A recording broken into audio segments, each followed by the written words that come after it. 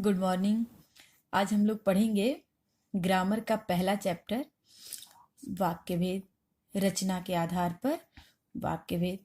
तो सबसे पहले पढ़ेंगे वाक्य क्या होता है। तो वाक्य मानव मन के भावों और विचारों को व्यक्त करने वाली भाषा की लघुतम इकाई है। इससे पहले भी हम बता चुके हैं तुम लोग को वाक्य किसको कहते हैं। वाक्य शब्दों का समूह होता है, सार्थक समूह होता है जिससे हमारे विचार व्यक्त होते हैं। जैसे बच्चे पतंग उड़ा रहे हैं तो शब्दों का सार्थक समूह है ना, एक मतलब सार्थक समूह का मतलब इस सेंटेंस का, वाक्य का एक अर्थ निकल रहा है, जिसका अर्थ निकले वही सार्थक होता है। किसान खेतों में हल चला रहा है, इसका भी एक सार्थक अर्थ निकल रहा है। तो यानी कि ऐसा जो वाक्य होगा वही वास्तव में वाक्य कहलाने योग्य है। अब वाक्यों की रचना मुख्यतः दो अंशों, कर्ता तथा क्रिया से मिलकर होती है। हमेशा वाक्य में कर्ता भी होता है और क्रिया भी होता है, तभी वाक्य पूर्ण होता है। वाक्य के अंग, वाक्य के दो अंग होते हैं। पहला उद्देश्य होता है और दूसरा विधेय होता है। वाक्य में जिसके बारे में कुछ कहा जाए वो उद्देश्य होता है और उद्देश्य के बारे में जो कहा जाए वो विधेय होता है। जैसे लड़का झूठ बोल रहा है, अब यहाँ लड़के के बारे में बताया जा रहा है तो लड़का उद्देश्य होगा, और उद्देश्य के बारे में क्या बताया जा रहा है कि झूठ बोल रहा है, यानी कि लड़का उद्देश्य होगा और झूठ बोल रहा है विधेय होगा। अब हम लोग पढ़ेंगे वाक्य की विशेषताएं। वाक्य स्वयं में पूर्ण तथा स्वतंत्र होता है। वाक्य के दो घटक होते हैं, उद्देश्य तथा विधेय, अभी जो पीछे पढ़े हैं हम लोग। वाक्य विचारों एवं भावों को व्यक्त करने वाली भाषिक इकाई है। वाक्य की रचना पदों एवं पदबंधों से होती है। अब वाक्य के भेद रचना के आधार पर। वाक्य के दो भेद होते हैं, सरल वाक्य और जटिल वाक्य। सरल वाक्य एक क्रिया पदबंध वाले वाक्य सरल वाक्य कहलाते हैं, यानी कि जिसमें एक क्रिया होती है वो वाक्य सरल वाक्य होता है। जैसे लड़का बाजार गया है तो वो केवल एक ही क्रिया कर रहा है कि जाने का काम किया है, तो यहाँ गया है एक क्रिया पदबंध होगा तो ये सरल वाक्य होगा। दूसरा है जटिल वाक्य। जटिल वाक्य में एकाधिक क्रिया पदबंध वाले वाक्य आते हैं।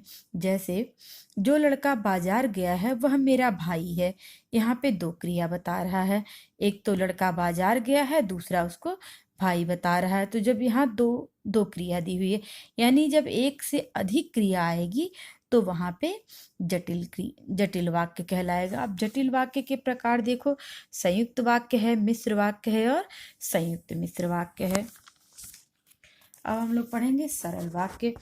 जिन वाक्यों में एक उद्देश्य तथा एक विधेय तथा एक ही क्रिया पदबंध होता है वे वाक्य सरल वाक्य कहलाते हैं। यानी जिसमें एक कर्ता, एक क्रिया, एक कर्म होता है वो सरल वाक्य कहलाते हैं। अर्थ के आधार पर आने वाले प्रायः सभी वाक्य सरल वाक्य के अंतर्गत आते हैं। अर्थ के आधार पर कितने वाक्य आते हैं? 8 वाक्य होते हैं। पहला विधानवाचक वाक्य। विधानवाचक वाक्य जैसे सूरज पूरब से निकलता है, ये सरल वाक्य के अंतर आएगा। प्रश्नवाचक वाक्य। प्रश्नवाचक वाक्य में जैसे आपकी गाड़ी कहाँ है, आपका क्या नाम है, ये प्रश्नवाचक वाक्य में आएगा। निषेधात्मक में जैसे आपने खाना क्यों नहीं खाया। आज्ञार्थक वाक्य में आएगा कि तुम यहाँ से जाओ, कल जल्दी आ जाना। फिर आ गया संभावनार्थक वाक्य। संभावनार्थक वाक्य में जहाँ पे संभावना हो, शायद वह सही सलामत हो, शायद ट्रेन आ गई हो। इच्छार्थक वाक्य में जहाँ पे इच्छा व्यक्त की गई हो, वो भी सरल वाक्य के अंतर्गत ही आते हैं। जैसे चलो अब खाना खाया जाए, या शायद आपकी यात्रा शुभ हो, आपकी यात्रा शुभ हो, इच्छार्थक वाक्य है, ये सरल वाक्य के अंतर आएगा। विस्मयादिबोधक वाक्य, विस्मयादिबोधक वाक्य में जैसे विस्मय, हर्ष, शोक, घृणा आदि तीव्र भावों को जो व्यक्त करता है वो विस्मयादिबोधक अव्यय कहलाता है। जैसे वाह कितनी बढ़िया कॉफी बनाई है, ऐसा वाक्य विस्मयादिबोधक वाक्य के अंतर्गत आएगा। यानी कि अर्थ की दृष्टि से आने वाले सभी वाक्य सरल वाक्य के अंतर्गत आते हैं। अब पढ़ेंगे जटिल वाक्य। जटिल वाक्य के अंतर्गत आता है संयुक्त वाक्य। संयुक्त वाक्य यानी संयुक्त का मतलब होता है जोड़ना। जब दो वाक्यों को जोड़ा जाता है तब वो संयुक्त वाक्य बनता है। अब दो वाक्यों को जोड़ा कैसे जाता है? दो वाक्यों को समुच्चयबोधक अव्यय से जोड़ा जाता है। समुच्चयबोधक अव्यय के बारे में आगे पढ़ेंगे। संयुक्त वाक्य, संयुक्त उपवाक्यों में सभी उपवाक्य स्वतंत्र उपवाक्य होते हैं तथा प्रत्येक उपवाक्य का स्तर समान होता है। प्रत्येक उपवाक्य का स्तर समान, इसीलिए इन उपवाक्यों को समानाधिकृत उपवाक्य कहते हैं, क्योंकि दोनों ही वाक्य के स्तर समान होते हैं। अब संयुक्त वाक्यों के जो उपवाक्य होते हैं, अब वो जुड़ते किन किन शब्दों से हैं? जैसे और, एवं, तथा, या, अथवा, नहीं तो, इसलिए, कि, अतः, पर, परंतु, किंतु, लेकिन, वरना, मगर आदि समुच्चयबोधक अव्ययों के माध्यम से एक दूसरे से जुड़े रहते हैं। यानी समुच्चयबोधक अव्यय लगा करके ही दो वाक्यों को जोड़ा जाता है, वहां पे संयुक्त वाक्य होता है। संयुक्त वाक्यों में आने वाले समुच्चयबोधक अव्यय चार तरह से कार्य करते हैं। अब जो हम लोग ऊपर पढ़े हैं किंतु, परंतु, नहीं तो, उसको चार पार्ट्स में डिवाइड कर दिया गया है। जैसे उपवाक्यों को जोड़ने का काम, जो दो वाक्यों को जोड़ने का काम करते हैं, जो शब्द जैसे आप आइए और खाना खाइए, यहाँ जोड़ने का काम क्या किया है? और किया है। उपवाक्यों को विभाजित करने का काम, दाल चावल खाओगे या रोटी खाओगे, दाल चावल खाओगे या रोटी खाओगे, या शब्द जो है इसको विभाजित करने का काम किया है। उपवाक्यों के बीच विरोध प्रकट करने का, यहाँ बैठो परंतु बात मत करो, यहाँ परंतु शब्द जो है वो विरोध प्रकट कर रहा है। उपवाक्यों के बीच कारण तथा परिणाम का संबंध प्रकट करने का, कारण और संबंध प्रकट जहाँ होगा, जो शब्द करेगा कल बारिश आ गई थी इसलिए मैं न आ सका, यहाँ पे इसलिए कारण और संबंध प्रकट कर रहा है। तो ये ऐसे शब्द जो आएंगे वो संयुक्त वाक्य के अंतर्गत आएंगे। अब मिश्र वाक्य पढ़ेंगे हम लोग। मिश्र वाक्य का मतलब, मिश्र का मतलब ही होता है कि मिश्रण, यानी कई चीजों का मिला हुआ। तो अब जिन वाक्यों में एक प्रधान उपवाक्य हो तथा शेष आश्रित उपवाक्य होते हैं वे मिश्र वाक्य कहलाते हैं। यानी कि एक प्रधान उपवाक्य होगा और उस पे जो दूसरा वाक्य होगा उस पर आश्रित होगा। उसने कहा था कि उसके आने के बाद गिफ्ट खोलना। अब इसमें प्रधान उपवाक्य क्या होगा? उसने कहा था, क्योंकि उसने कहा था प्रधान उपवाक्य इसलिए होगा क्योंकि उसके आने के बाद ही गिफ्ट खोलना था, ये उस पर आश्रित उपवाक्य था। अब मिश्र उपवाक्य में आने वाले उपवाक्यों के बारे में पढ़ेंगे। मिश्र उपवाक्य में तीन तरह के आश्रित उपवाक्य आते हैं। पहला आता है संज्ञा उपवाक्य। तो संज्ञा उपवाक्य किसको कहते हैं? जब किसी आश्रित उपवाक्य का प्रयोग प्रधान उपवाक्य की किसी संज्ञा के स्थान पर होता है तो उसे संज्ञा उपवाक्य कहते हैं। जैसे लोग कह रहे थे कि कल बिजली नहीं आएगी, यहाँ पर संज्ञा उपवाक्य क्या होगा? कि कल बिजली नहीं आएगी। अब संज्ञा उपवाक्य की पहचान के लिए वाक्य की क्रिया पर क्या शब्द से प्रश्न करना चाहिए, क्या के उत्तर में जो उपवाक्य मिलता है वही संज्ञा उपवाक्य होता है।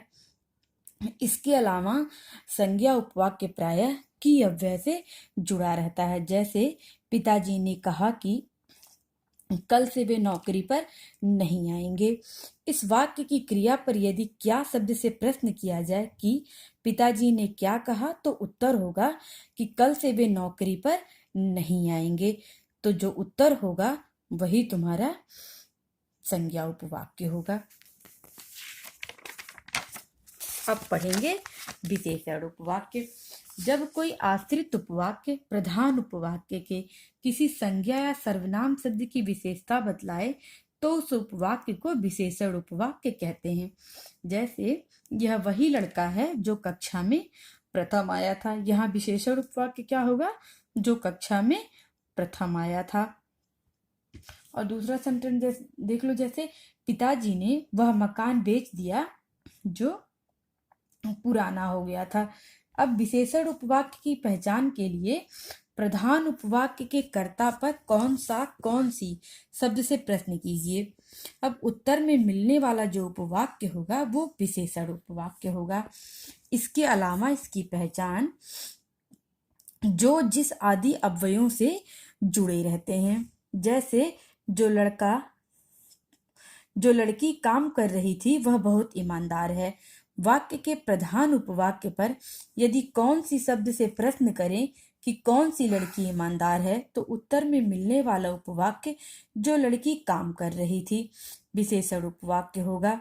इसके अलावा यह जो परसर्ग से भी जुड़ा हुआ है।